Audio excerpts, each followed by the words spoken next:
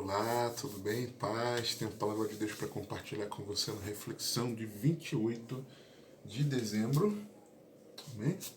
Cuja palavra do dia, leitura do dia, Apocalipse 18 e Zacarias de 1 a 5. Abra comigo, por favor, Zacarias 4, 6 a 10. Não é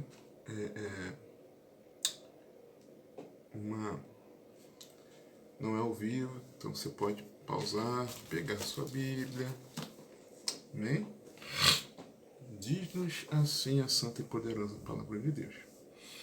E respondeu-me dizendo, esta é a palavra do Senhor a Zorobabel, dizendo, não por força nem por violência, mas sim pelo meu espírito, diz o Senhor dos exércitos.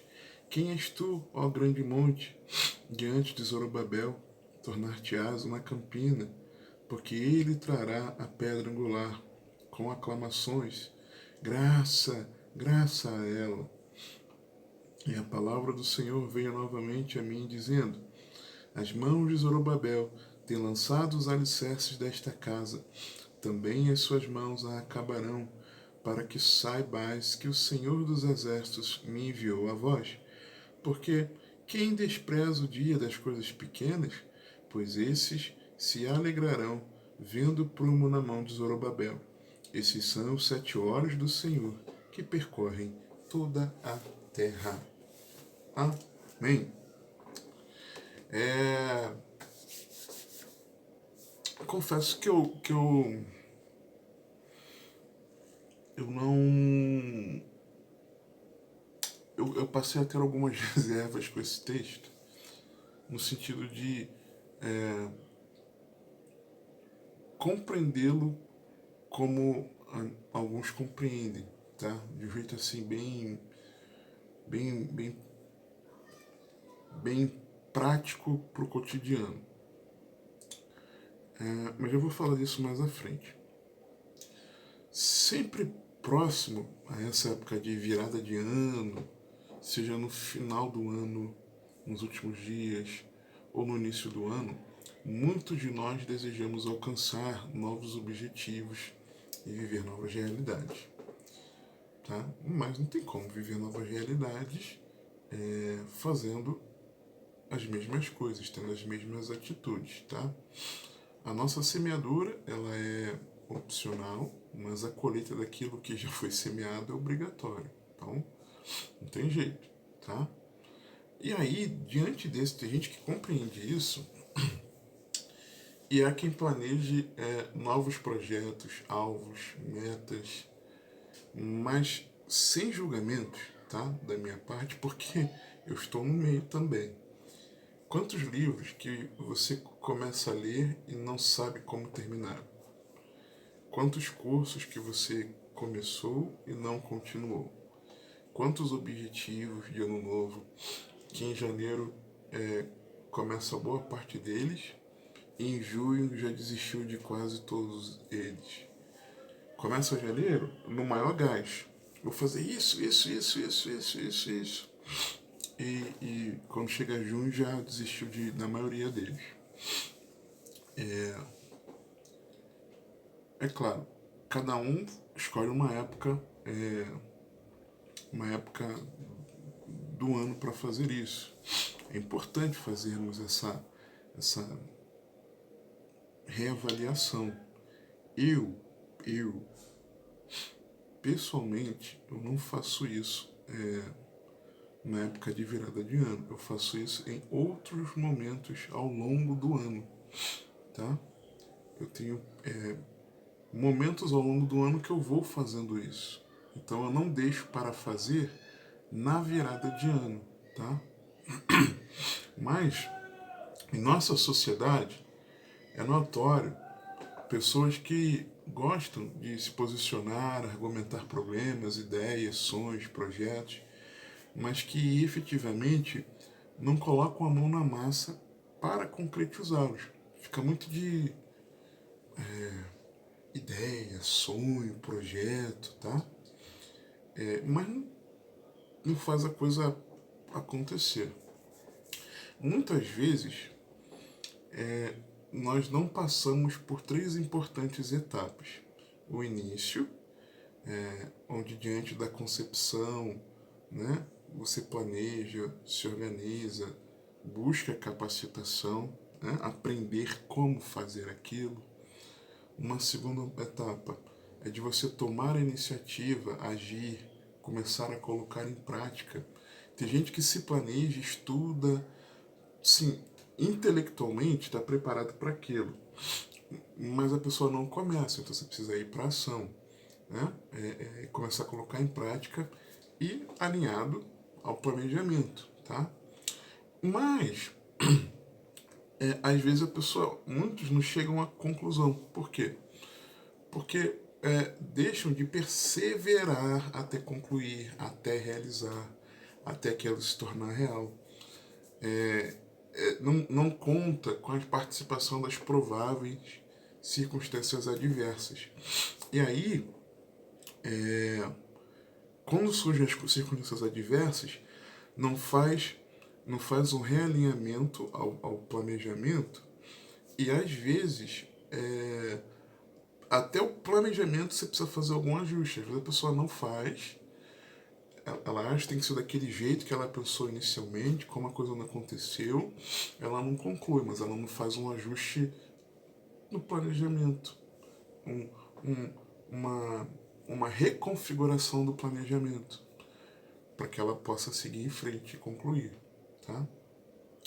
Então, muitas vezes, nós não passamos por essas três etapas. Agora, lembrando que não há nada errado com fazer planos, tá? Desde que nós tomemos cuidado para não cometer alguns erros. Por exemplo, mistificar a virada de ano é você tratar a mudança de calendário como algo assim sobrenatural,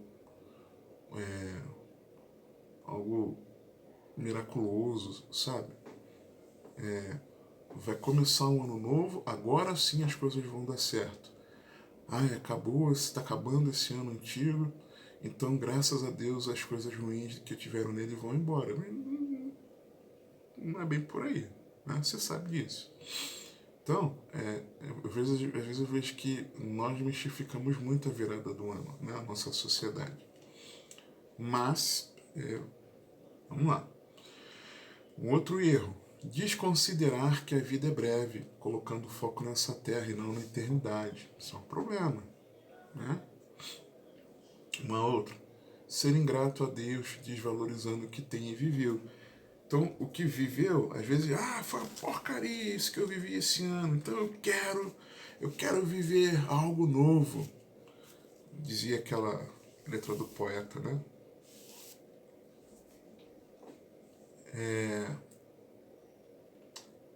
Um outro problema: ter um coração presunçoso, querendo realizar para si, né? E ponto. Não confiar esse planejamento ao Senhor, mas querendo viver um voo solo nas atividades, né, que ele projetou. Agora, apesar de importante, fazer planos não é o mais importante para reorganizar a vida. Não é.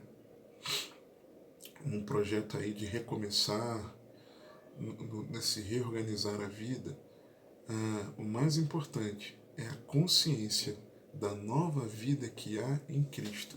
Por quê? Porque se eu sei que a minha vida é Cristo, então Jesus estará no centro. Eu não vou fazer o que eu quero, eu vou fazer a vontade de Deus. Eu vou fazer, eu farei com que o planejamento, a execução, a perseverança girem em torno do Senhor Jesus Cristo.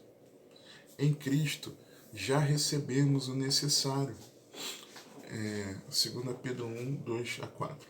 Graça e paz vos sejam multiplicados pelo conhecimento de Deus e de Jesus nosso Senhor, visto como o seu divino poder nos deu tudo que diz respeito à vida e piedade, pelo conhecimento daquele que nos chamou, pela sua glória e virtude, pelas quais ele nos tem dado grandíssimas e preciosas promessas, para que por elas fiqueis participantes da natureza divina, havendo escapado da corrupção que pela concupiscência há no mundo. Perdão.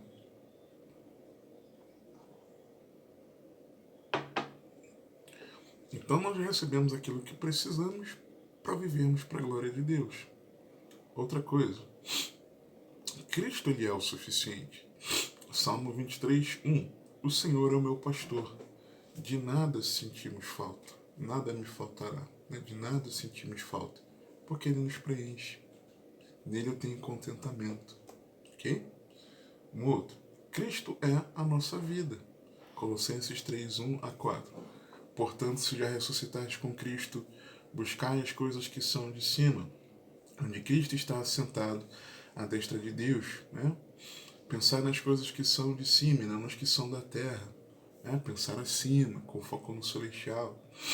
Porque já estáis mortos e a vossa vida está escondida com Cristo em Deus. Negar a si mesmo, viver a Cristo. Quando Cristo, que é a nossa vida, se manifestar, então também os manifestareis com Ele em glória. E Cristo nos dá uma missão como foco da nova vida. 1 Pedro 2, 9 e 10. Mas vós sois a geração eleita, o sacerdócio real, a nação santa, o povo adquirido, para que anuncieis as virtudes daquele que vos chamou das trevas para a sua maravilhosa luz. Vós, que em outro tempo não erais povo, mas agora sois povo de Deus, que não tinhas alcançado misericórdia, mas agora alcançastes misericórdia, Cristo nos garante a presença durante a missão. Mateus 28, 19 e 20. Portanto, ide e fazei discípulos de todas as nações, batizando-os em nome do Pai, e do Filho, e do Espírito Santo, ensinando-os a guardar todas as coisas que eu vos tenho mandado, e eis que eu estou convosco todos os dias, até a consumação dos séculos. Amém. Ué, irmão, você não vai falar de fazer os planos e consagrar ao Senhor, de seguir para o alvo, prosseguir para o alvo, como exemplo de Paulo, uma coisa fácil, deixando as coisas que ficaram para trás, prosseguindo para o alvo, para o prêmio.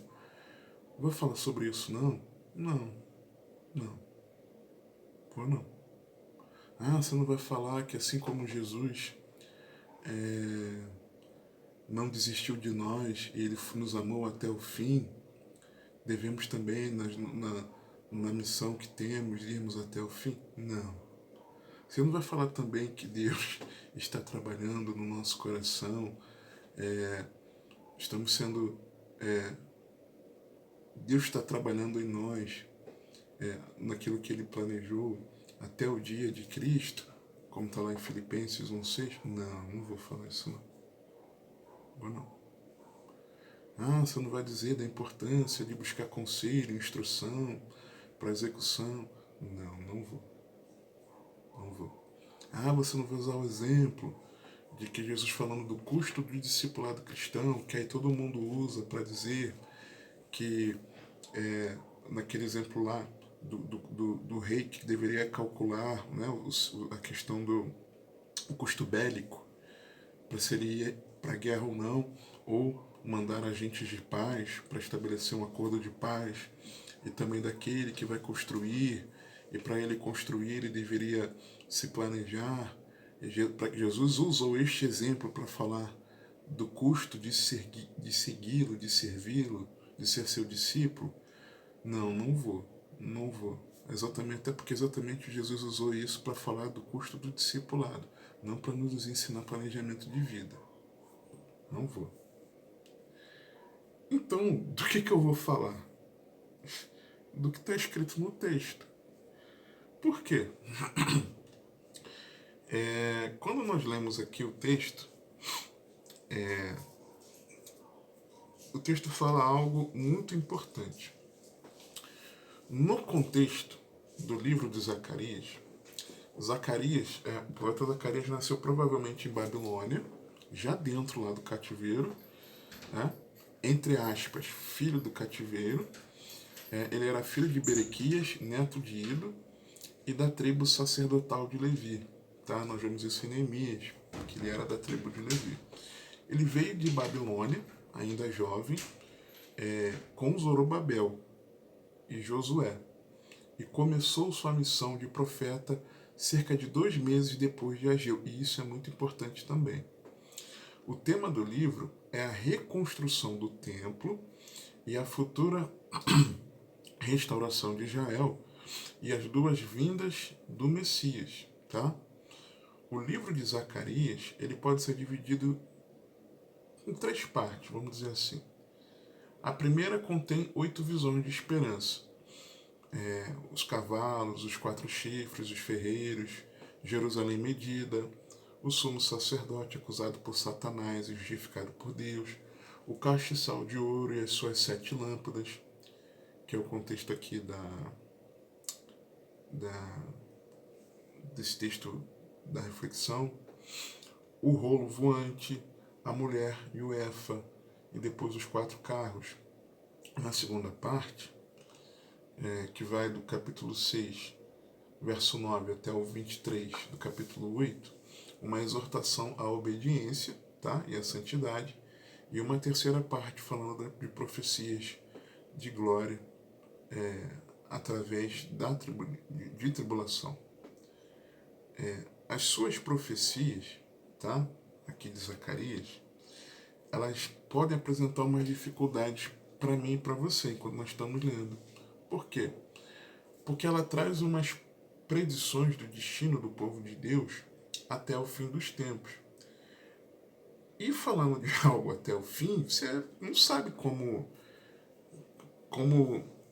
o desenrolar dessas coisas, né? Para nós é algo ainda no campo do não pleno conhecimento, tá?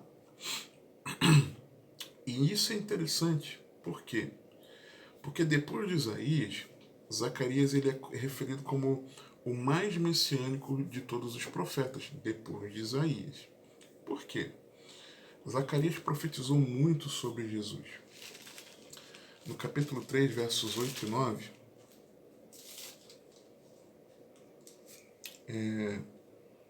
nós vemos ele falando sobre o renovo de Deus.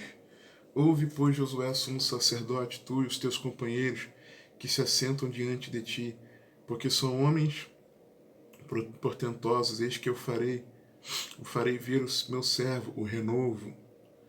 Porque eis aqui a pedra que por diante de Josué, sobre esta pedra única estão 7 olhos. Eis que eu esculpirei a sua escultura, diz o Senhor dos Exércitos, e tirarei a iniquidade desta terra. Num só dia. Depois no 6:12 ele também fala a respeito. E fala-lhe dizendo, assim fala o Senhor dos Exércitos, dizendo, eis aqui o homem cujo nome é renovo. Ele brotará do seu lugar e edificará o templo do Senhor. Tá?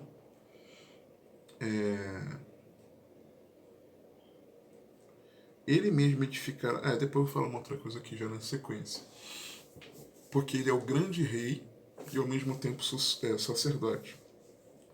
Ele mesmo edificará o templo do Senhor, e ele levará a glória, assentar-se-á no seu trono, e dominará, e será sacerdote no seu trono, e conselho de paz haverá entre ambos ofícios. Porque Jesus harmonizando, ele ser o eterno sumo sacerdote e o rei do universo. Ok? As duas funções harmonizadas em Cristo. E ele mesmo edificará o templo do Senhor. Guarda essa informação, por favor, tá? E ele mesmo edificará o templo do Senhor. Qual é o contexto aqui? Reconstrução do templo, tá? Guarda essa informação, por favor. Capítulo 9, versículo 9, a entrada triunfal, aquela profecia, né? Alegra-te muito, ó filha de Sião, exulta, ó filha de Jerusalém, Eis que o teu rei virá a ti, justo e salvador, pobre e montado sobre um jumento, e sobre um jumentinho, filho de jumento. Lembra disso? Fala também do reino milenar. E de Efraim, versículo 10, e de Efraim destruirei os carros, e de Jerusalém os cavalos, e o arco de guerra será destruído, e ele anunciará paz aos gentios, e o seu domínio se estenderá de mar a mar, e desde o rio até as extremidades da terra. Tá? Ele como bom pastor, versículo 16, e o Senhor seu Deus naquele dia o salvará, como ao rebanho do seu povo, porque como pedras de uma coroa eles resplandecerão na sua terra.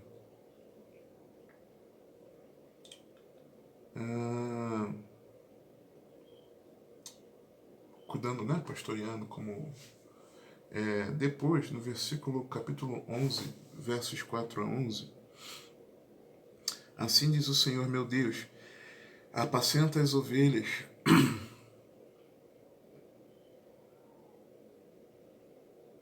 da matança, cujos possuidores as matam e não se têm por culpados, e cujos vendedores dizem, louvado seja o Senhor, porque tenho enriquecido, e os seus pastores não têm piedade delas. Certamente não terei mais piedade dos moradores desta terra, diz o Senhor. Mas eis que entregarei os homens, cada um na mão do seu próximo, e na mão do seu rei. Eles ferirão a terra, e eu não os livrarei da sua mão. Eu, pois, apacentei as ovelhas da matança, as pobres ovelhas do rebanho. Tomei para mim 2 varas, a uma chamei graça, e a outra chamei união, e apacentei as ovelhas. E destruí os 3 pastores no mês, porque minha alma se impacientou deles, e também a alma deles se enfastiou de mim. E eu disse, não vos apacentarei mais, o que morrer, morra, e o que for destruído, seja destruído. E as que restaurem, coma cada uma a carne da outra. E tomei a minha vera graça e a quebrei, para desfazer a minha aliança que tinha estabelecido com todos estes povos. E foi desfeita naquele dia, e assim conheceram os pobres do rebanho, que me respeitavam, que isso era palavra do Senhor. Então, apresentando ele aqui como aquele que pastoreia, né, também. Depois, no 12, 13 aqui do capítulo 11, um expressivo testemunho da traição de Judas. Ó. Porque eu lhes disse, se parece bem aos vossos olhos, dai-me o meu salário, e se não, deixai-o. E pesaram o meu salário, 30 moedas de prata. O Senhor, pois, disse-me, arroja isso ao oleiro, esse belo preço em que fui avaliado por eles, e tomei as 30 moedas de prata, e os arrojei ao oleiro na casa do Senhor. Profecia sobre a traição de Judas, muito precisa, né? A gente vê o cumprimento disso nos evangelhos. Depois a crucificação do Senhor, capítulo 12, versos 10 a 14. Mas sobre a casa de Davi e sobre os habitantes de Jerusalém derramarei o espírito de graça e de súplicas, e olharão para mim, a quem traspassaram, e prantearão sobre ele, como quem pranteia pelo filho unigênito, e chorarão amargamente por ele, como se chora amargamente pelo primogênito. Naquele dia será grande o pranto em Jerusalém, como o pranto de Hadad-Rimon, no vale de Megido. E a terra pranteará. Esse vale de Megido aqui é o do Armagedon, que é aquele mesmo de Josafá, que eu comentei em algumas reflexões passadas, sobre o dia do Senhor. E a terra pranteará cada família à parte, a família da casa de família à parte, e suas mulheres à parte, a família da casa de Natã à parte, e as suas mulheres à parte, a família da casa de Levi à parte, suas mulheres à parte, a família de Simei à parte, e suas mulheres à parte, todas as mais famílias remanescentes, cada família à parte, e suas mulheres à parte. Fala dos sofrimentos também do Senhor, capítulo 13, versículos 6 e 7. E se alguém lhe disser, que feridas são estas nas tuas mãos?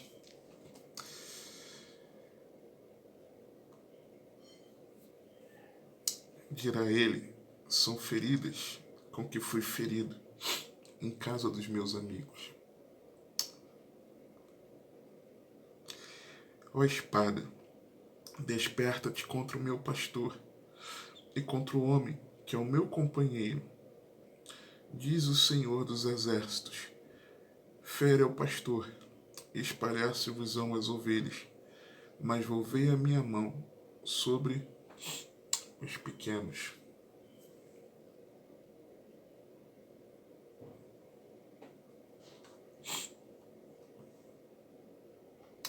Versículo 4 do capítulo 14. E naquele dia estarão, falando sobre a vinda do Senhor, seu reinado. E naquele dia estarão seus pés sobre o Monte das Oliveiras, que está defronte de Jerusalém, para o oriente, e o Monte das Oliveiras será fendido pelo meio, para o oriente e para o ocidente, e haverá um vale muito grande, e metade do monte se apartará para o norte, e outra metade dele para o sul. Tá? O Senhor vindo fisicamente à terra. Então, está falando de Cristo, ok?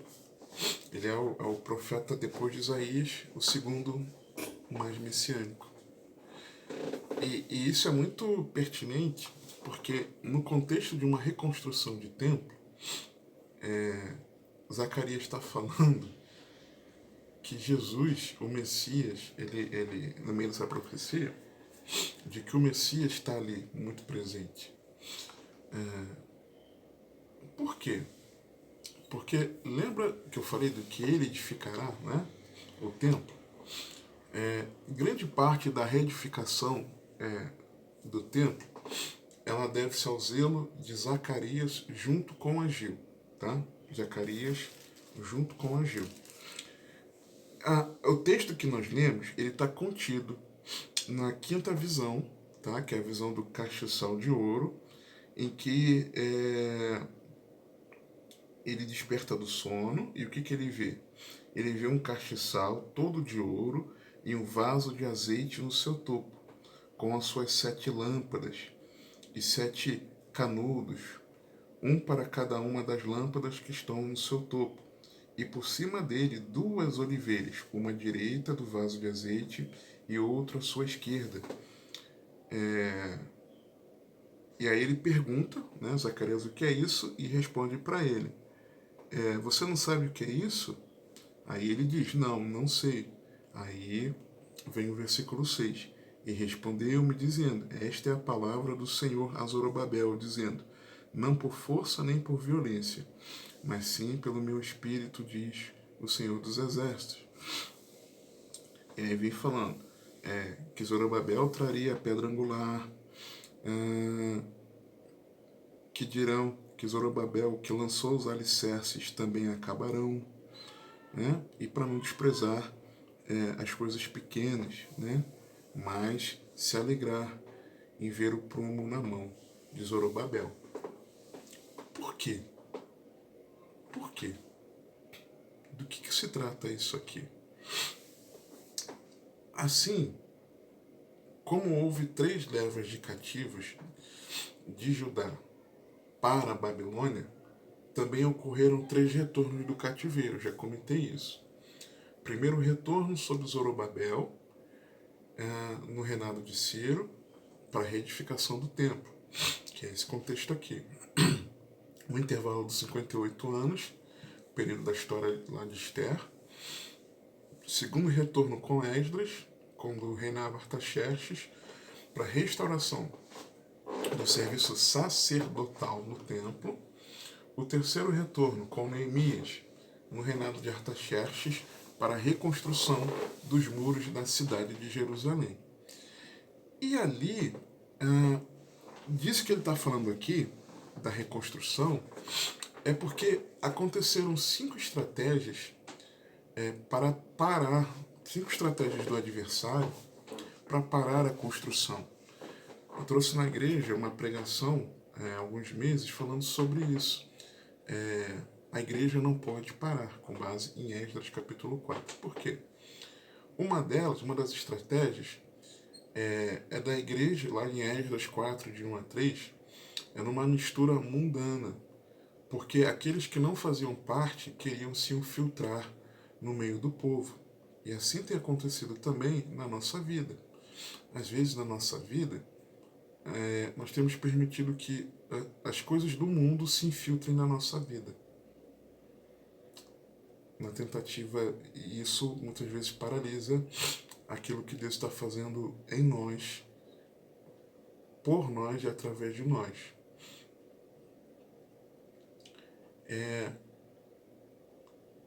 Um segundo aspecto, no versículo 4, é a intimidação, porque eles ficavam sendo inquietados, debilitando a mão deles. Um terceiro é que havia ali um desvio do foco, tá? No versículo 5, é que alugaram, falando da intimidação, às vezes você e eu somos intimidados por circunstâncias, por ameaças, e aí às vezes titubeamos, queremos parar. E paramos. Tá? Terceiro, o desvio do foco, isso acontece direto. No versículo 5, quando diz de Esdras 4, que alugaram contra eles conselheiros para frustrarem o plano, tá? Todos os dias. Então, o que acontecia? Todo dia tinha algo para tirar o foco. Isso acontece com você e comigo? Depois, tem ali a falsa acusação. No versículo 6, porque eles escreveram uma acusação contra os habitantes de Judá e Jerusalém. Acontece às vezes conosco uma falsa acusação. E às vezes é uma falsa acusação de pessoas que são amigas, e isso fere o nosso coração. E aí, por quê? A pessoa supõe as nossas intenções, daquilo que estamos fazendo, essa mania feia que o ser humano tem, nós temos, nós somos assim. E aí, às vezes, isso fere o coração das pessoas, sabe? Sei lá o que acontece, o nosso coração é mau mesmo. Né? O nosso coração é mau.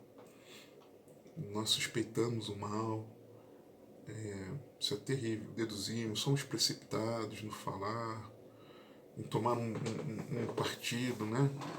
Porque não entendemos a situação, não perguntamos, né? Mas queremos ter a nossa opinião sobre. Então, às vezes, a falsa acusação, ela entristece, quer nos parar, tá? Quer nos parar, isso acontece. Depois, teve uma quinta tentativa, já passou ali pela mistura mundana, a intimidação, o desvio do foco, a falsa acusação, e veio a violência, tá? Uma violência.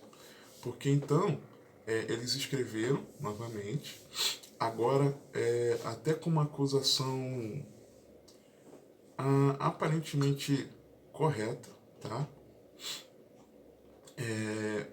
Porque estavam acusando de que ali eles uma questão em relação ao governo, tá? Para que o governo, o rei soubesse que lá em Jerusalém houve uma época que o governante não quis pagar o tributo ao império. E de fato isso aconteceu. Então, acusaram com algo que foi verdade na história, mas então é possível que eles queiram fazer isso agora. O senhor vai permitir? Se aquele povo fez no passado, eles podem fazer agora. Vai deixar? É isso que ele está falando. E aí, vem a carta, o desenrolar, aí acontece o seguinte, versículo 23 do capítulo 4. Então, depois que a cópia da carta do rei Atarxerxes foi lida perante Reum e Sinsai, o escrivão, e seus companheiros, apressadamente foram eles a Jerusalém aos judeus e os impediram à força e com violência. Então, às vezes, acontece isso e nos para. Por quê? Esdras 4, 24. Então cessou a obra da casa de Deus, que estava em Jerusalém, e cessou até o ano segundo do reinado de Dario, rei da Pérsia. Só que logo em seguida, isso fecha o capítulo 4, vem o capítulo 5. Por quê? Com as profecias, a obra ela é retomada. Olha o que diz o texto. Esdras 5, 1 e 2. E os profetas Agiel e Zacarias, filho de Ido, profetizaram os judeus que estavam em Judá e em Jerusalém. Em nome do Deus de Israel lhes profetizaram. Então se levantaram Zorobabel, filho de Sealtiel, e Jesuá, filho de Josadaque, e começaram a edificar a casa de Deus que está em Jerusalém, e com eles os profetas de Deus que os ajudavam. Aí no capítulo 6, versos 13 e 15, nós vimos que a obra é retomada e eles concluem a obra. Então Tatenai, o governador da linha do rio, Setar-Bozenai, e os seus companheiros assim fizeram diligentemente, conforme ao que decretara o rei Dario, e os anciãos dos judeus iam edificando e prosperando pela profecia do profeta Ageu e de Zacarias, filho de Ido, e edificaram e terminaram a obra conforme ao mandado do Deus de Israel, e conforme ao decreto de Ciro e Dario e de Artaxerxes, rei da Pérsia, e acabou-se esta casa no terceiro dia do mês de Adar, no sexto ano do reinado do rei Dario. Ou seja, eles concluíram, ok? E aquilo que Ageu e Zacarias falaram os influenciou. Zorobabel, então, de fato, ele fez isso aqui do versículo 7 de Zacarias 4. Quem és tu, ó grande monte, diante de Zorobabel? Tornar-te-ás uma campina, até porque o templo construído no monte, né? Porque ele trará a pedra angular com aclamações, graça, graça a ela. Lembra que eu falei que a pedra angular, lendo aqui a profecia de Jesus, que Jesus, ele mesmo, ele edificaria o templo do Senhor, e o templo do Senhor é a igreja, a casa de Deus é a igreja. E se aqui Zorobabel colocou a pedra angular, e isso traria grande alegria, nós precisamos estabelecer Jesus, a pedra angular, na obra. Porque a nossa vida é Cristo, aquilo que eu falei no início. Efésios 2, 19 a 22. Assim que já não sois estrangeiros nem forasteiros, mas concidadãos dos santos e da família de Deus, edificados sobre o fundamento dos apóstolos e dos profetas, de que Jesus Cristo é a principal pedra da esquina, no qual todo edifício bem ajustado cresce para templo santo no Senhor, no qual também vós juntamente sois edificados para a morada de Deus em espírito. Ok? E como vimos, Zorobabel conseguiu continuar e concluir quando ele recebeu a palavra de Deus, revelando para ele como fazer. E esse é o detalhe. Como reorganizar a vida. Como você executar esse projeto de recomeçar. É o contexto aqui dos versos iniciais, uma simbologia, né? Do castiçal todo de ouro, vaso de azeite no topo, com as lâmpadas, 7 canudos e 2 oliveiras, uma à direita do vaso de azeite e outra à esquerda. Isso aponta para quê? Para o derramar do Espírito Santo. Aponta para o Espírito Santo. E é por isso que no versículo 6, Deus diz por meio de Zacarias para Zorobabel: e respondeu-me dizendo, esta é a palavra do Senhor a Zorobabel, dizendo, não por força, nem por violência, mas sim pelo meu Espírito, diz o Senhor dos Exércitos. Não é reorganizar a vida na nossa força. não é recomeçar, não é colocar em ação algo que se planeja ou próprio planejar. Não é por força nem por violência. Não é na força do braço, mas é pelo Espírito Santo de Deus. É pelo Espírito Santo. É disso que se trata o texto. A obra foi concluída quando Zorobabel entendeu que era na força do Espírito Santo, na dependência do Espírito Santo. E a mesma coisa Deus falou com Ageu. Eu fico impressionado com a palavra. De forma diferente, nós vemos um Espírito Santo atuante. No capítulo 1 de Ageu, versos 1 a 15, ele vem dizendo que veio a palavra do Senhor por intermédio do profeta Ageu a Zorobabel, e a profecia era de que o povo estava dizendo, não veio o tempo em que a casa do Senhor vai ser edificada. Aí veio a palavra do Senhor dizendo para eles, olha, é tempo de vocês cuidarem das coisas de vocês e a minha casa ficar deserta? Considerem o caminho de vocês, a hora que vocês estão fazendo. Sabe a vida de vocês? As coisas não estão indo para frente. Sabe por quê? Porque vocês estão ignorando a minha casa, tá? Enquanto vocês estão cuidando, olhando para o próprio umbigo. Aí o texto diz que Zorobabel, Josué, Josadaque e todo o povo obedeceu a voz do Senhor, tá?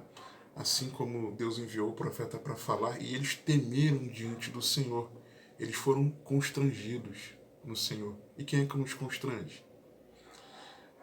Depois ele vem falando que o Senhor suscitou o espírito de Zorobabel, de Josué, de Josadaque e de todo o povo. E eles foram para fazer a obra de Deus. Quem é que move o nosso espírito a nós fazermos algo? E depois nós vemos o Espírito Santo atuante no capítulo 2, dos versos 1 a 9, quando ele termina falando que a glória da segunda casa será maior do que a primeira, dizendo não só da reconstrução do templo, mas apontando que esse templo reconstruído é o que presenciaria, testemunharia Deus encarnado ali, tá? Por isso que a glória seria maior do que a primeira. Mas ele fala algo muito importante, que é o seguinte: segundo a palavra da aliança que fiz convosco, quando saístes do Egito, o meu espírito permanece no meio de vós. Não temais. Deus está cooperando conosco e agindo em nós. O Espírito Santo gera em nosso coração. O Espírito Santo nos capacita. O Espírito Santo nos encoraja. O Espírito Santo nos guia. O Espírito Santo nos chama ao realinhamento quando a gente está fora do trilho. O Espírito Santo nos fortalece. Então, considerando o contexto relativo à progressão na obra de reconstrução do templo, na esfera do que se trata fazer a vontade de Deus, esse é um aprendizado também para a nossa vida, quanto a não desprezarmos aos pequenos começos e concluirmos as tarefas na capacitação do Espírito Santo. Por quê? Não por força, nem por violência, mas sim pelo meu Espírito, diz o Senhor dos Exércitos. É assim que nós reorganizamos a nossa vida. É assim que nós recomeçamos. Que o Senhor te abençoe, te guarde, que Ele te conduza e governe a sua vida, porque você tem acesso.